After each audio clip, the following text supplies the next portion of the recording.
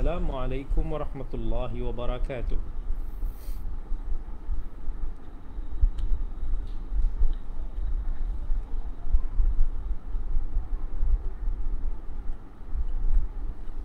Assalamualaikum warahmatullahi wabarakatuh.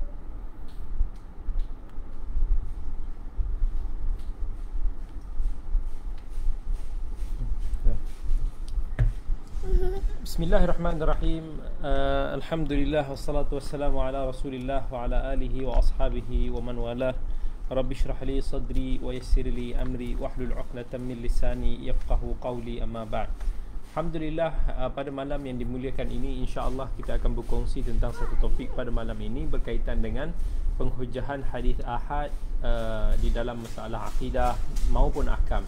Secara umumnya kita nak cerita tentang sejauh mana penggunaan hadis ahad di dalam akidah disebabkan di sana ada juga sebahagian daripada golongan mutakallimin yang mana mereka ini cuba untuk nak mengenepikan Alkitab dan As-Sunnah dengan mendakwa bahawa hadis ahad tidak dijadikan hujjah ataupun tidak digunakan di dalam ilmu akidah. Jadi mereka cuba untuk menjatuhkan sunnah an-nabawiyah di dalam urusan akidah, di dalam perbahasan akidah. Dan ini satu benda yang bahaya disebabkan kebanyakan daripada sunnah nabawiyah adalah terdiri daripada hadis ahad, sedangkan hadis-hadis yang mutawatir itu dibandingkan dengan hadis-hadis yang ahad itu sangat sedikit jumlahnya. Apa hujah mereka? Hujah mereka bahawa hadis yang mutawatir memberikan maksud yakin, satu keyakinan, kepastian, lalu dijadikan hujah hadis-hadis mutawatir. Sedangkan hadis ahad walaupun dia banyak tetapi dikata dia hanyalah berbentuk dhanniyah, berbentuk sangka-sangkaan yang tidak mencapai tahap mutawatir. Mereka mendakwa bahawa dia hanya sekadar ilmu dhanni, benda-benda yang tidak cukup kukuh lah untuk dikatakan dijadikan hujah di dalam perbahasan akidah. Seolah-olah mereka mengatakan jika kita isbatkan dia di dalam perbahasan akidah, maka kita seolah-olah hanya mengikut sangka-sangkaan, ikut dhan. Jadi mereka menghalang. Jadi apa itu hadis ahad? Okey, saya sebut secara ringkas, hadis ahad adalah hadis yang tidak mencapai level tawatur. Maksud level tawatur ni adalah satu hadis yang diriwayatkan oleh satu jumlah yang sangat ramai, yang seolah-olah ataupun seakan-akan mustahil untuk mereka ini berdusta. Dalam setiap level itu ada satu jumlah yang sangat besar di dalam periwayatan hadis. Jadi apa-apa yang tidak mencapai tahap mutawatir itu, maka dia dianggap sebagai hadis ahad, walaupun dia termasuk dalam hadis-hadis yang popular ataupun hadis yang sahih yang diriwayatkan oleh Al-Bukhari dan Muslim. Walaupun hadis riwayat Bukhari dan Muslim itu diterima pakai oleh ijma'ul ummah, tetapi mereka menganggap itulah hadis ahad. Okey, jadi ini yang kita nak bincangkan pada malam ini. Kebanyakan usuliyun, para usul, ketika membicarakan tentang hadis ataupun sunnah, mereka akan memulakan perbahasan dengan pembahagian hadis kepada mutawatir dan ahad, dan kesannya terhadap persepsi dan hukum beramal dengan dia. Jadi kita mendapati perbahasan yang serupa wujud pada kitab-kitab ulumul hadis yang bermula daripada kitab Al-Kifayah yang dikarang oleh Al-Khatib Al-Baghdadi pada tahun yang meninggal tahun 463 Hijrah sampai ke penulisan-penulisan pada hari ini. Al-Khatib Al-Baghdadi ketika membahaskan isu ini, dia tidak menukilkan daripada ahli hadis. Bahkan jelas kebanyakan nukilannya diambil daripada kitab-kitab usulul fiqh. Sampaikan ulama sezaman Ibn Salah yang wafat pada tahun bukan sezaman, selepas daripada dia wafat tahun 643 Hijrah, menyebutkan bahawa sebahagian daripada masyhur, iaitu hadis yang masyhur, iaitu mutawatir yang disebutkan oleh ahli fiqh dan usul, manakala ahli hadis pula tidak menyebutnya dengan nama dan makna yang spesifik. Walaupun Al-Khatib Al-Baghdadi ada menyebutnya, tapi kalam beliau seolah-olah beliau mengikuti padanya bukan ahli hadis. Itu apa yang disebut oleh Ibn Salah. So dia nak mengatakan bahawa bila Al-Khatib Al-Baghdadi menceritakan tentang isu-isu mutawatir, dia banyak nukil daripada ulama usul dan bukannya ulama hadis. Ini apa yang disebut oleh Ibn Salah. Dan ini juga apa yang disebutkan oleh Ibn Abi Dam Asy-Syafi'i yang meninggal tahun 642 Hijrah. Cuma kalau kita teliti, bukankah kalimah-kalimah seumpama tawatur juga ada digunakan dalam kitab-kitab ahli hadis seperti Kitab Al-Hakim, Ibn Hazm, Ibn Abdul Bar. Dan kalau kita teliti kalam Ibn Salah, beliau hanya menafikan penggunaan mutawatir dengan makna yang khas. Okey. Jadi ahli hadis yang disebutkan tidak menggunakannya dengan makna yang disebutkan oleh para ilmuwan usul. Sebab bila mereka menyebutkan tawatara anhu kadza, barangkali mereka bermaksud kan popular. Maksudnya dia hanya nak maksud benda ni, isu hadis tu tersebar luar. Tawatara anhu kadza. Bukan maksud dari sudut penggunaan istilah yang digunakan oleh ahli hadis ni. Tetapi dia hanya daripada sudut bahasa. So dia nak bagi tahu hadis ni popular. Ini yang didapati penggunaan ni pada ulama-ulama hadis dulu seperti Al-Imam At-Tahawi. Ulama seperti Al-Hakim dan Ibn Abdul Bar, mereka ni juga sezaman dengan Al-Khatib Al-Baghdadi. Al-Hakim meninggal tahun 405 Hijrah. Ibn Abdul Bar sezaman sekali mati dengan Al-Khatib Al-Baghdadi. Sedangkan Ibn Salah menyebut ulama sebelum Al-Khatib. Okay? Jadi contohnya Ibn Hazm. Ibn Hazm juga ulama sezaman dengan mereka. Dalam kitabnya Al-Ihkam fi Usul Al-Ahkam, yang merupakan kitab usul fiqh, dia bukan kitab ulumul hadis. Sedangkan Ibn Salah menyebut orang yang terawal yang memasukkan perbahasan tentang mutawatir dan bukan mutawatir ni ke dalam ulumul hadis. Begitu juga dengan Ibn Abdul Bar yang tak ada satu pun penulisan yang khas dalam ulumul hadis. Maka jelas bahawa Al-Khatib Al-Baghdadi ini adalah antara ulama yang terawal yang memasukkan perbahasan tentang mutawatir dan ahad ini yang diambil daripada kitab usul fiqh ke dalam kitab ulumul hadis yang khas. Bahkan Al-Imam Syafi'i rahmatullahi alaih yang dulu dan jauh lebih awal dulu dalam kitab Ar-Risalah juga sekadar dia menyebut tentang khabarul khasah. Khabarul khasah dalam isu khabar yang dibawa oleh seorang perawi. Dan dia tak pula menyebut satu pun tentang mustalah mutawatir secara lafzi ataupun secara maknawi, ataupun cuba untuk nak mendefinisikan tentang perincian hadis mutawatir. Even kalau kita tengok kalam Al-Imam Syafi'i yang disebut contoh khabarul ammah anil ammah, bukan seperti mana yang didefinisikan oleh ulama usul. Bahkan dia bermaksud urusan yang disepakati ummah di dalam menukilkannya. Contohnya bila dikata solat zuhur 4 rakaat, ini semua disepakati satu benda yang telah tersebar secara meluas. Dan inilah yang boleh kita dapati menerusi kalam beliau sendiri pada tempat-tempat yang lain. Bahkan kita akan mendapati sebahagian ulama hadis seperti Ibn Hibban yang meninggal tahun 354 Hijrah dalam muqaddimah sahihnya menolak kewujudan mutawatir yang juga dipersetujui oleh Imam Al-Hazimi yang meninggal tahun 584 Hijrah dalam kitabnya Syurut A'immatul Al-Khamsah. Jadi siapa yang mula-mula membahagikan hadis kepada mutawatir dan ahad? Antara nas yang terawal kita boleh jumpa adalah ketika mana ada berlaku hujjah balas di antara Al-Imam Uthman bin Sa'id Ad-Darimi yang meninggal tahun 280 Hijrah terhadap Bishr bin Ghiyath Al-Marrisi Al-Jahmi, seorang tokoh Jahmiyah yang meninggal lebih awal sebelum itu 218 Hijrah, yang menunjukkan bahawa benda ini muncul pada akhir tahun ke-2 Hijrah dan juga awal ke-3 Hijrah, selaras dengan kemunculan golongan-golongan aqliyah mutakallimin seperti Mu'tazilah, Jahmiyah, golongan mubtadi'ah yang lain yang banyak memusuhi dan menolak sunnah, dan yang mana mereka ini banyak terpengaruh dengan falsafah Yunan. Jadi kalau kita boleh dapati sebelum kurun tersebut tak wujud pembahagian ini dengan pelbagai perinciannya. Jadi ulama sunnah dulu dia tak terima pembahagian ni kerana permusuhan ketat dengan golongan-golongan mutakallimin ini.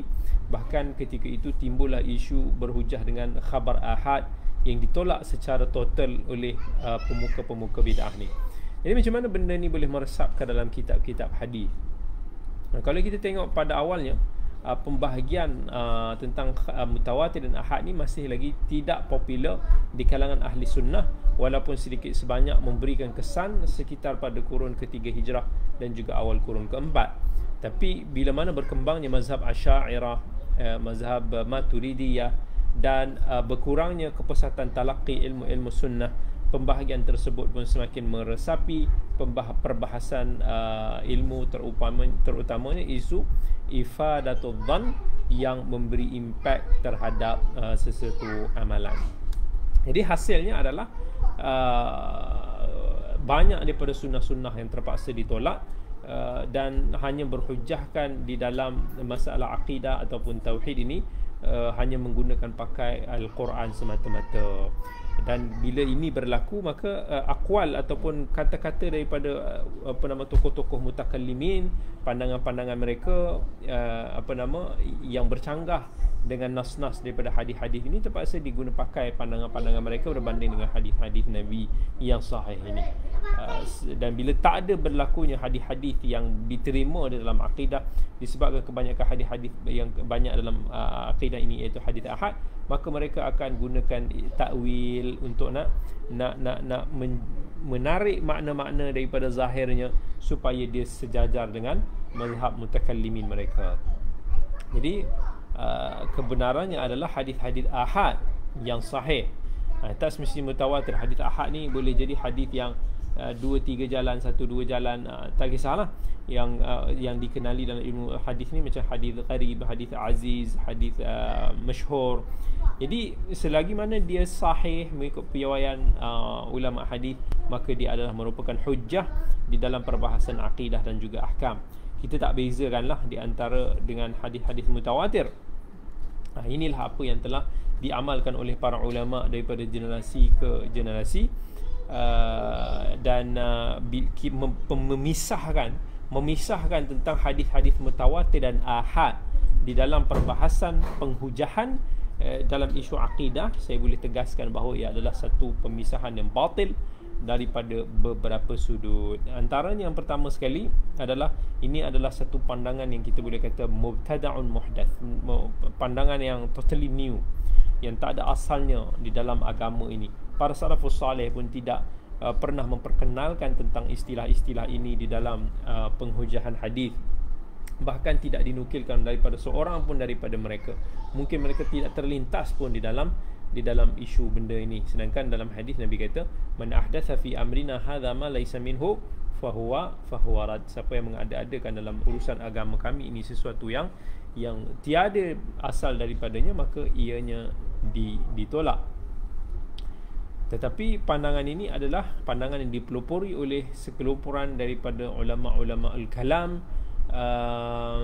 dan akhirnya ramai orang yang terpengaruh, khususnya daripada kalangan ulama-ulama usul yang mutaakhirin, dan kemudian yang diperluaskan benda ini sometimes sampai tak ada satu munaqasyah dan tidak diberikan penelitian yang teliti.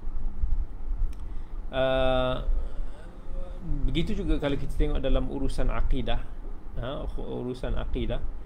kita akan peliklah tengok macam mana kontradiknya mereka di dalam pandangan-pandangan mereka itu sendiri. Sebab mereka menganggap bahawa isu akidah ni mesti disabitkan dengan isu-isu dalil yang qat'i, dalil-dalil yang confirm, yang yakinlah levelnya bagi mereka. Dan pelik juga bila mereka menukilkan ini adalah satu perkara yang disepakati oleh ulama usul di dalam isu-isu, dia kata tentang penolakan hadis ahad di dalam akidah. Dan ini merupakan satu pendakwaan yang batil, satu dakwaan yang melampau lah. Bagaimana kita boleh katakan para ulama itu bersepakat di atas perkara tersebut, sedangkan kita akan dapati ramai daripada para ulama seperti Al-Imam Malik, Al-Imam Syafi'i, ulama-ulama sahabat-sahabat daripada mazhab Abu Hanifah, Ibn Hazm sendiri, yang dinukilkan daripada mereka tentang khabar ahad ni yang yufidul ilm, yang boleh membawa ke arah satu perbahasan yang pasti. Okay? Dan kalau kita tengok kalam Al-Imam Ahmad sebagai contoh dalam salah satu daripada hadis ru'yah, dia kata na'lamu annaha haqq wa naqta'u 'ala al-'ilmi biha. kita tahu bahawa hadis itu ada benar, ini hadis ni walaupun hadis ahad dia kata, dan kita confirm dan yakin tentang perkara tersebut. Ini juga yang disebutkan oleh ulama-ulama seperti Abu Ya'la Al-Qadhi, khabarul wahid yujibul ilm idza sahha sanadu. Khabar ahad ini adalah dia membawa kepastian satu ilmu yang yakin jika sah sanadnya. Walam takhtalif riwayati fihi wa talaqqahu ummatu bil qabul wa ashabuna yutlaquna al-qawl fihi wa annahu yujibul ilm wa illam tatalaqqal ummatu bil qabul. Dan itu juga yang kita boleh dapati ramai daripada ulama-ulama, Abu Ishaq Asy-Syirazi, kita boleh buka kitab Al-Usul, Tafsir Asy-Syar'i Lumah dan lain-lain, yang mana mereka menerima khabar yang diriwayatkan oleh seorang perawi, bukanlah seorang perawi, khabar ahad, khabar yang tidak mencapai taraf mutawatir, dia juga diterima oleh ummah daripada sudut ilmu dan juga amalan. Okay, so daripada sudut perbahasan ulama, it's impossible untuk nak kita mengatakan bahawa ianya disepakati oleh para ulama di dalam menolak hadis-hadis ahad di dalam perbahasan akidah. This is kalam gharib wallah. Yang kedua, dari sudut syariah kita sendiri menunjukkan bahawa ilmu ini daripada sudut baik akidah ataupun ahkam sendiri pun dinukilkan daripada perseorangan ataupun daripada jemaah. Kita, kalau kita tengok dalam sudut sekejap saya nak tutup lampu ni, silau.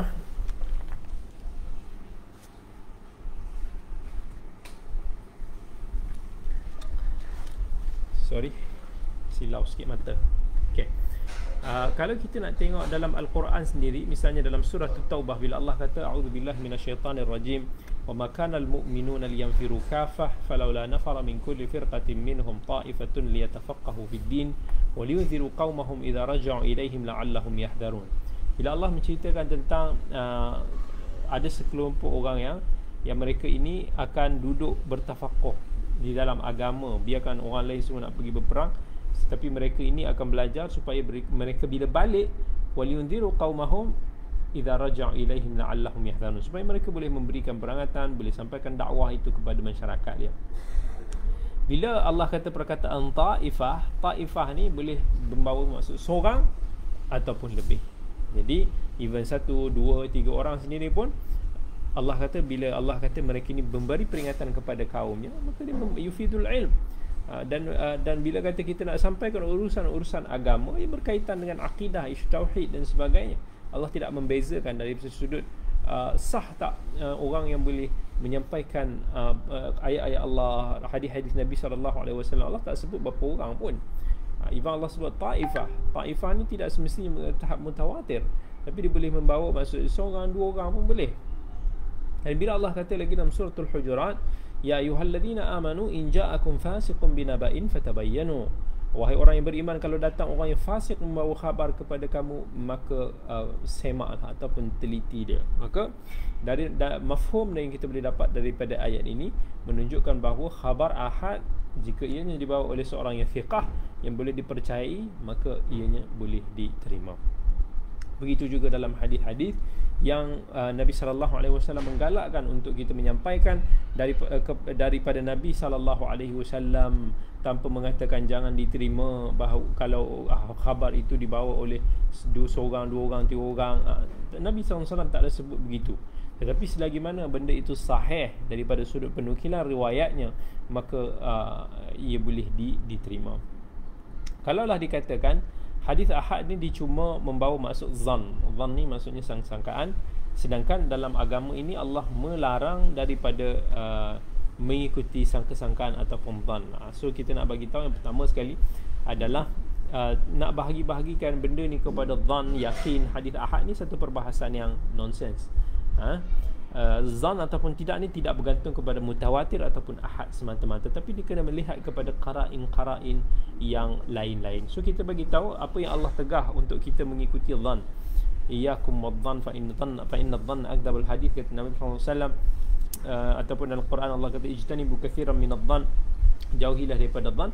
Apa yang dimaksudkan dhan di dalam ayat dan hadis tersebut adalah dhannul marjuh, yang mana sangka-sangkaan ni adalah macam orang membina persepsi, orang yang menyangka buruk, tak ada evidence yang nyata, orang yang ikut hawa nafsunya. Macam kita sangka buruk pada kawan kita, kita duk menaruh persepsi yang negatif tanpa apa kita ketahui perihal yang sebenarnya. Yang ini yang bercanggah dengan syarak, bukannya ada kaitan dengan isu dhan, yakin dalam hadis ahad dan seumpama dengannya. And kalaulah itu yang menjadi hujah kepada kita bahawa hadis ahad ni semata-mata dia membawa ke arah dhan, maka kita kena tolaklah juga hadis-hadis ahad di dalam perbahasan ahkam, hukum hakam dan juga muamalat. Sebab takkanlah kita nak beramal juga dalam ibadah kita di dalam hukum hakam ni dengan benda-benda yang dhan. Kalaulah betul Allah nak larang kita daripada mengikut benda-benda yang dhan, jadi kontradiksi ini menunjukkan bahawa pemisahan ini adalah satu pemisahan yang batil. Okay? And apakah dalil untuk menolak hadis-hadis ahad di dalam perbahasan akidah tauhid? Adakah ada sabit daripada satu ayat ataupun hadis Nabi yang sahih menunjukkan bahawa kita tidak boleh menerima khabar yang ahad di dalam sumber wahyu? Dan kita akan explain nanti, even nas-nas menunjukkan khilaf dzalik, yang berlawanan dengan perkara tersebut.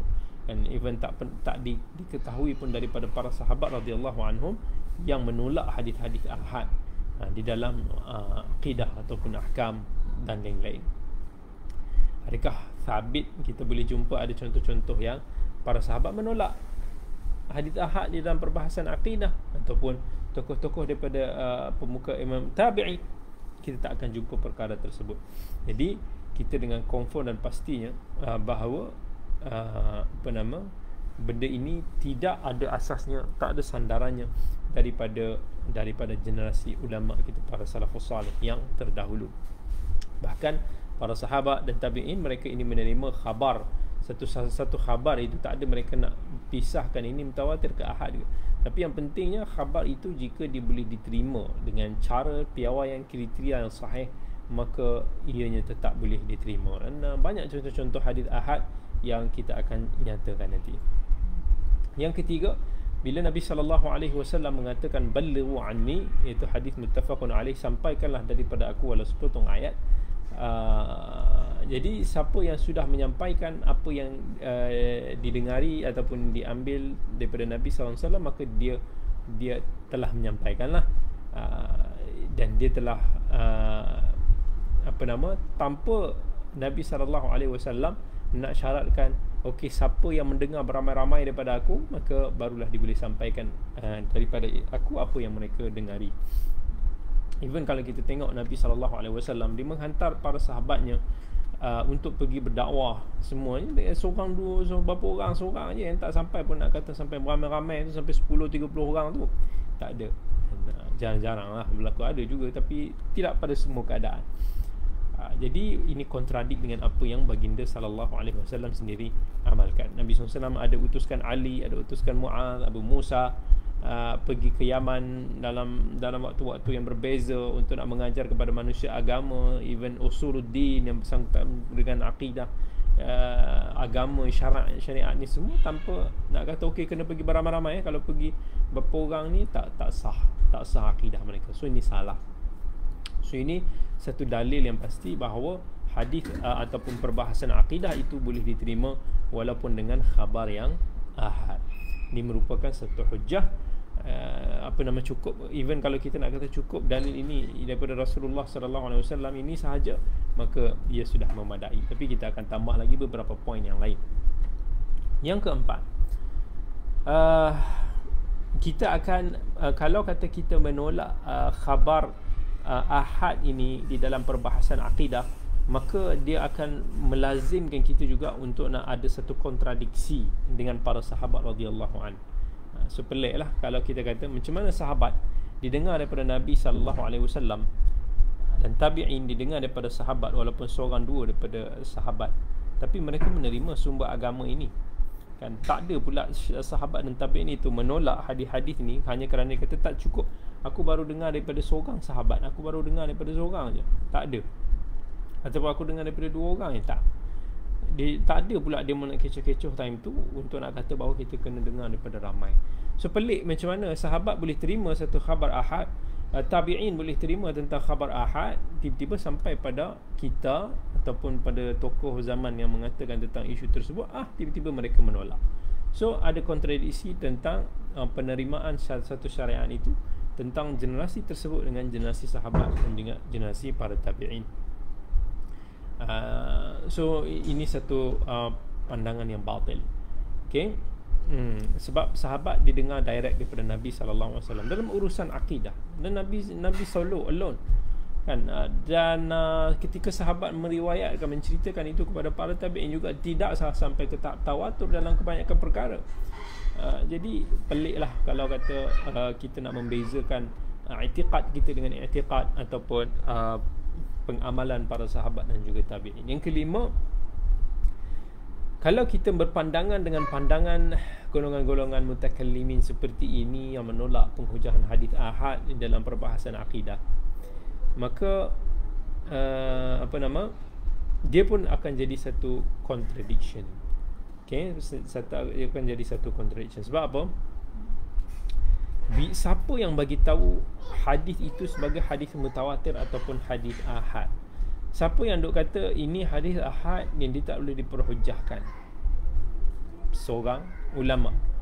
So bagaimana kita menolak contohnya hadis seorang dua yang diriwayatkan oleh para perawi hadis, tapi kita menerima hukuman bahawa hadis ini mutawatir ataupun tidak daripada seorang ataupun dua ulama? So it's contradict. So kalau kita nak kata bahawa hadis itu mutawatir ataupun hadis itu ahad, kita kena konsisten bahawa kita kena ulama yang menghukumkan hadis itu sebagai ahad ataupun mutawatir contohnya, dia mesti satu jumlah yang ramai juga daripada jumlah yang ramai juga. It's mustahil, benda yang maisir hakada. So ada contradiction yang kita akan tengok. Mereka menerima pandangan satu-satu tokoh di dalam menghukum hadis itu sebagai ahad, tetapi menolak hadis-hadis ahad di dalam periwayatan walaupun ini disabitkan dengan jalan yang sahih. So ini menunjukkan satu kebutaan lah di dalam taklid mereka ini. Kalaulah dikatakan yang keenam, kalaulah yang dikatakan bahawa hadis ahad ini sekadar zon, sekadar sangka-sangkaan yang boleh jadi hadis ahad ni salah, boleh jadi ada perawinya leka, tersilap dan sebagainya, maka ini juga satu benda yang kita boleh perbahaskan. Sebab isunya benda ini tidak hanya berlaku di dalam hadis akidah sahaja. Okay, benda ini maksudnya kalau kata possibilities untuk berlaku kesilapan ini juga berlaku pada hadis-hadis hukum, pada hadis-hadis ibadah. Dia bukan hanya semata-mata tertakluk pada hadis akidah semata-mata. Macam mana kita kata kalau macam tu hadis ahad dalam hukum bebas daripada potential risk kesilapan ini? Is definitely tak ada konsistensi kat situ. Ijma'us salaf menerima hadis-hadis ahad di dalam perbahasan akidah.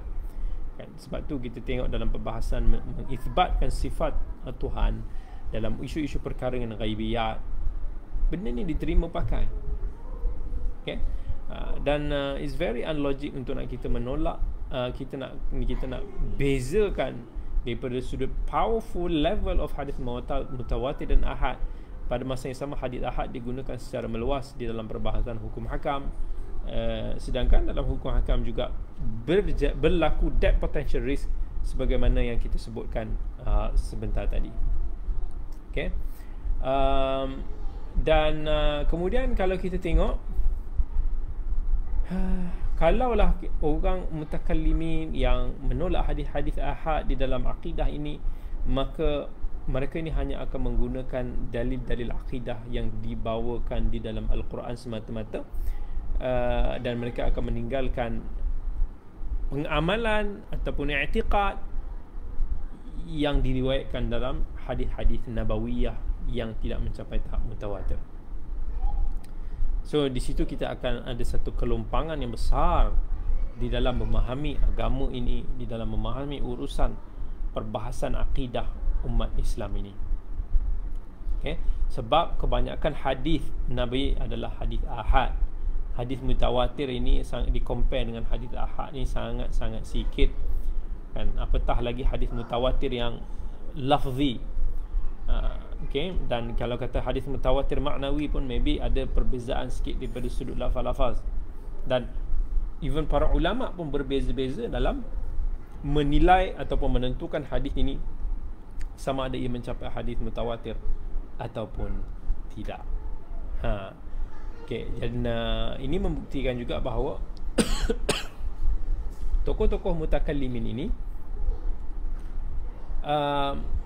mereka ini tak ada dalil lah kalau nak mensabitkan akidah mereka itu sendiri daripada riwayat-riwayat yang sahih. Sebab tu mereka hanya gunakan kepala mereka sendiri. Sebab tu jadi cacah merbah ni banyak agama ni. Okay. Dan kita boleh katakan juga mereka-mereka yang biasanya terlibat di dalam penolakan hadis-hadis yang ahad di dalam isu akidah ni juga, mereka ni agak jauh lah daripada disiplin perbahasan ilmu hadis ni. Bukanlah yang begitu sinonim dengan perbahasan ilmu hadis. Okay?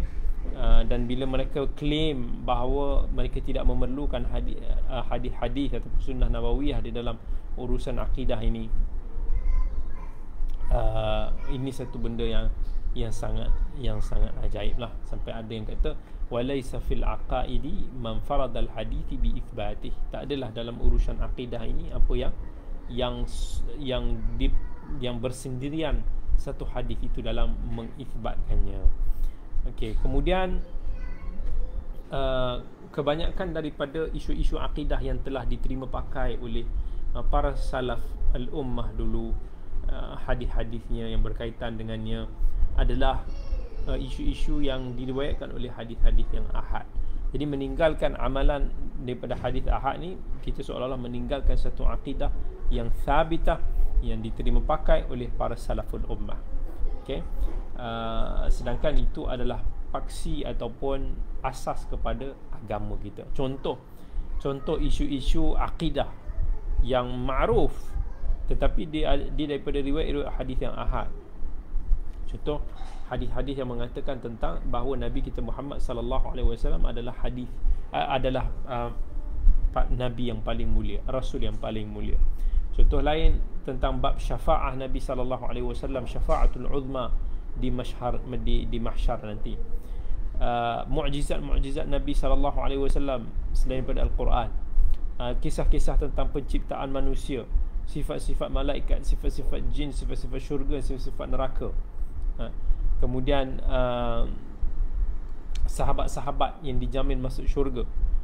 Tentang isu-isu akidah berkaitan dengan mizan dekat hari akhirat nanti, telaga Nabi sallallahu alaihi wasallam, tentang qalam, tentang isu-isu berkaitan dengan qada dan qadar, tentang hadis bahawa Allah mengharamkan tanah untuk nak memakan jasad para anbiya, tentang beberapa alamatis sa'ah, tentang kemunculan Mahdi, Dajjal, Nabi Isa dan sebagainya. Banyak lagi yang kalau kita lihat isu-isu yang sudah menjadi akidah yang paksi dalam Islam, dan semuanya itu diriwayatkan daripada khabar-khabar ataupun hadis-hadis yang ahad. Para salafus salih dulu mereka tidak mendahulukan ijtihadat akliyah, akal mereka ini di atas daripada dalil-dalil syarak di dalam masalah-masalah akidah dan juga tauhid.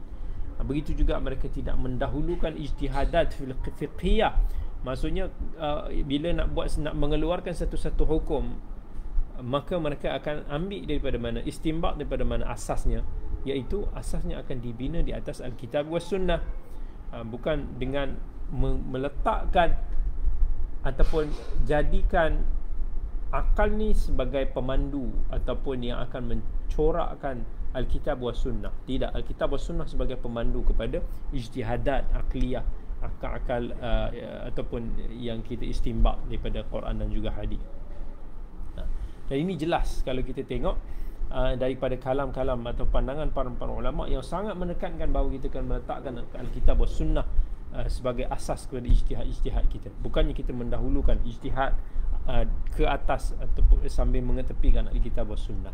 Itulah kita boleh fahami daripada kalam al-Imam Syafi'i rahmatullahi alaih sebagai contoh, idza sahhal hadis fa huwa madhhabi. Jika sahihnya satu hadis itu maka dia merupakan mazhab. Ibn Syafi'i kata, al-Imam Syafi'i kata, wa idza ra'aitum kalami yukhalifu al-hadis fa'malu bil hadis wadribu bi kalamil ha'id. Kalaulah kamu melihat pandangan aku ini bercanggah menyelisih hadis, maka amalkanlah hadis tersebut. Ibn al-Imam Ahmad pun kata, laisa li ahadin ma'allahi wa rasulihi kalam. Tak boleh seseorang itu mendahului ucapan Allah dan juga ucapan Allah dan Rasul. Al-Imam Malik juga begitu. Ma min ahadin illa wa ma'khudhu min kalamihi wa mardudun alaihi illa Rasulullah sallallahu alaihi wasallam. Tak ada siapa pun yang boleh ditolak, diterima kalamnya melainkan kalam Nabi kita Muhammad SAW, yang itu tidak boleh ditolak lah. So banyak lagi pandangan-pandangan kata-kata ulama yang akan mendahulukan hadis itu berbanding dengan pandangan aqliyah semata-mata. Berbeza dengan golongan-golongan seperti Mu'tazilah, Mutakallimin, Jahmiyah, ni semua mereka akan meletakkan dulu mereka punya pandangan itu yang first. Kalau mereka tengok hadis itu bercanggah dengan mereka tolak. Itu perbezaan mereka dengan akidah kita ahli sunnah wal jamaah. Dan kalau kita teliti al-ahkamu syar'iyyah, hukum-hukum syarak ni, dia boleh terbahagi kepada beberapa bahagian lah. Yang pertama yang kita kata sebagai ahkam qat'iyyah yaqiniyah, hukum hakam yang jelas, yang confirm dan yakin. Yang ini yang dimungkin dalam kategori ini kita kata benda-benda yang semua orang tahu, benda-benda yang jelas lah, tentang contohnya kewajipan salat 5 waktu, pengharaman arak, pengharaman zina. Benda-benda ni orang panggil sebagai al-ma'lum min ad-din bid-darurah. Benda-benda yang memang is very critical, crucial untuk semua orang Islam tahu tentang benda-benda ni. So benda ni is qat'iyah yaqiniyah. Kemudian ada juga yang kita kata ahkamu qat'iyah la ya'lamuha illa al-khassah min al-ulama. Benda-benda yang qat'i, yang jelas, yang yakin, tetapi benda ini kebiasaannya diketahui oleh para ulama. Ramai orang-orang awam mungkin tak tahu benda yang berkaitan dengan hukum hakam yang lebih kompleks, yang berkaitan contoh hukum hakam tentang hukum, misal kata nak selesaikan hukum pembunuhan yang terjadi, tentang pembahagian harta pusaka. So benda-benda ni is not everyone knows, tetapi mungkin mereka-mereka yang ilmuwan, yang pakar dalam bidang-bidang berkaitan yang tahu tentang perkara ini. Okay. Yang kedua, apa yang kita kata sebagai ahkam dhanniyah ghaira qat'iyah, benda-benda yang mungkin tidak begitu jelas dan yakin, tetapi dia hanya berbentuk dhanni. Okey, jadi al-ahkam dhanniyah yang sebegini diterbuka kepada ruang-ruang ijtihadat, yang ruang-ruang ijtihad para ulama yang berbeza, sama ada benda ni harus ataupun haram dan sebagainya. Itu yang juga banyak di dalam perbahasan akidah. Tapi kadang-kadang dalam isu ini bukan dhan itu daripada sudut kesahihan hadis, tetapi dia hanya daripada sudut pemahaman kepada hadis tersebut. Right? So hadis itu boleh jadi hadis itu sahih, tetapi dari segi pemahamannya dia boleh ada maksud dhan. Maksudnya kita tak boleh nak fixkan bahawa hadis ni mesti difahami dengan insert this way, tapi juga dia boleh difahami dengan cara yang lain, dengan yang bentuk, as long dia mengikut disiplin ilmu yang sahih, insya-Allah. Baik. Jadi demikianlah apa yang kita nak kongsikan pada malam ini tentang perbahasan hadis yang mutawatir dan juga ahad. Bagi yang kata cantik baju doktor, this is baju yang isteri saya jahitkan sendiri. Terima kasih kepada isteri saya. Terima kasih banyak kepada yang bersama dengan kita pada malam ini. Saya jawab salam yang memberikan salam pada malam ini. Waalaikumsalam warahmatullahi wabarakatuh. Dan insya-Allah kita bertemu lagi pada masa yang akan datang. Sekian, assalamualaikum warahmatullahi wabarakatuh.